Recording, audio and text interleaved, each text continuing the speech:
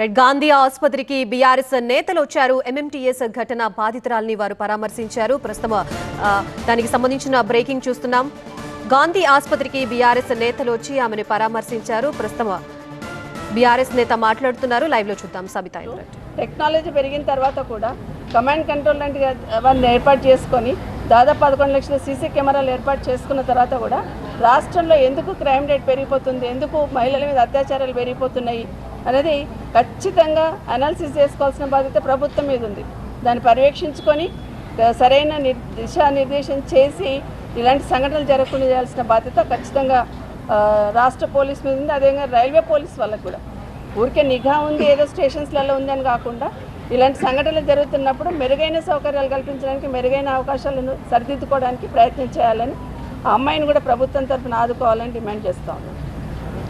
రాష్ట్రంలో ఈ 15 నెలలుగా చూడండి, ఏ అంశమైనా చూడండి, రైతులను చూసుకోండి, విద్యార్థులను చూసుకోండి, ఉద్యోగులను చూసుకోండి, ఎవరిని అడిగినా ఎవరిని కదిలించినా ఒక ఘనత సాధించినామన్నట్టు ఎక్కడ లేదు. మరి మహిళలు అంటే ఎంత చిన్న చూపైందంటే అడిగే నాతుడే లేడు. క్రైమ్ రేట్ పెరుగుతుంది అన్నప్పుడు క్రైమ్ రేట్ తగ్గడానికి ఎలాంటి చర్యలు చేపట్టాలని ఆలోచన చేయాలి.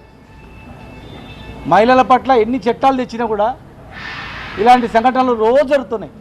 అసలు వెలుగులోకి వచ్చినట్టు ఎన్ని ఉన్నాయి, రానివి ఎన్ని ఉన్నాయో.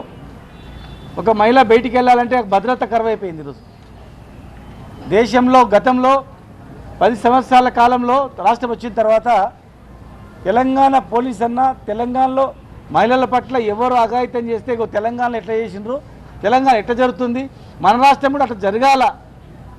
ఫాస్ట్ ట్రాక్ కోర్టులు ఉండాలా, ప్రత్యేక చట్టాలు తీసుకురావాలా, ఇమ్మీడియట్ యాక్షన్ ఉండాలా, షీ టీమ్స్ ఏర్పాటు చేసి పటిష్టమైన భద్రత ఉండాలి.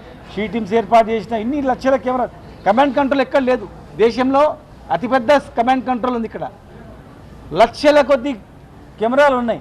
లక్షల కెమెరాలు ఉన్న కమాండ్ కంట్రోల్ ఉన్న షీ టీమ్స్ ఏర్పాటు చేసిన ఎక్కడ పోయింది? ఈ 15 నెలల్లో ఎక్కడ పోయింది? స్విచ్ ఆన్ ఆఫ్ చేసినట్ల కరెంటు బంద్ అయింది, భద్రత కూడా బంద్ అయిపోయింది.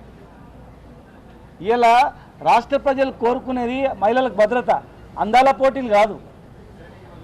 అందాల పోటీలు పెట్టి వచ్చి ఒరిగేది ఏం లేదు, నష్టం తప్ప లాభం.